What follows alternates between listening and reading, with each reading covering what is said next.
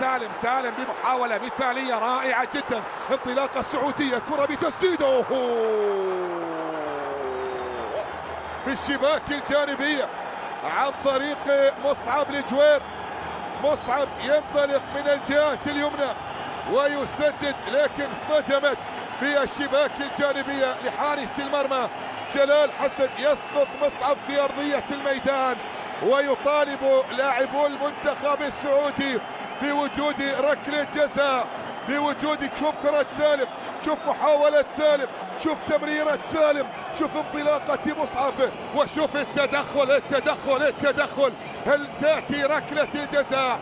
هل تأتي ركلة الجزاء بقرار من ستيفان كوفاكس على هذه الكرة في هذه المحاولة؟ اوه يا مناف، اوه يا مناف، اوه يا مناف.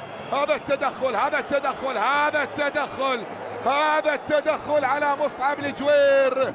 وحكم المباراة إلى ماذا أشار؟